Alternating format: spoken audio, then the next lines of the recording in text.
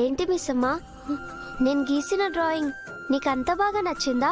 అంతగా చూసుకుంటున్నావు.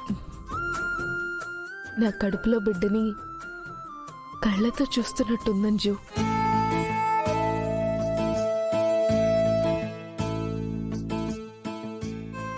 నాకు పుట్టబోయే బిడ్డని పుట్టక ముందే చూపించేశావు. పుట్టే బిడ్డ ఇలానే ఉంటుందని నీకెలా తెలుసంజు?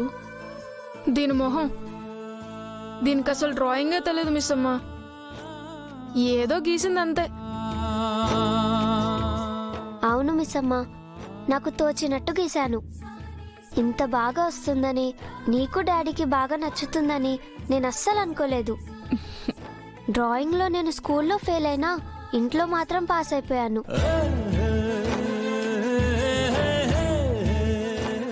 ఇంత మంచి బొమ్మ గీసిచ్చినందుకు చాలా thanks Anju. Thank you so much. ఉట్టి థ్యాంక్స్ ఏనా? గిఫ్ట్ ఏం లేదా? ఏం కావాలి? అలా అడుగు మిస్ అమ్మా. దీన్ని బేకరీకి తీసుకెళ్లి బోల్డ్ అని ఎగ్ పఫ్లు, చాక్లెట్లు ఇవ్వు చాలు.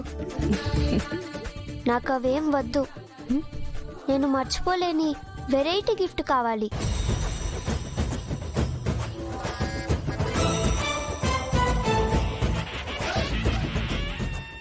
అయితే పుట్టబోయే బేబీని నీకు గిఫ్ట్గా ఇస్తాను.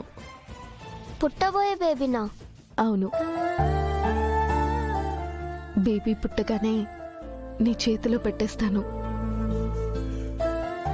తన అక్కగా నువ్వే ఆ బేబీని చూసుకోవాలి. వద్దు మిస్ అమ్మా. అదేంటే, నీకు చెల్లొద్దా? చెల్లికి తల్లి కావాలి. అమ్మ చేతుల్లోనే చెల్లి పెరగాలి. ఎందుకంజు, ఎందుకు అలా అంటున్నావు? ఎందుకంటే అమ్మ లేని లోటు మాకు తెలుసు మిస్ అమ్మా.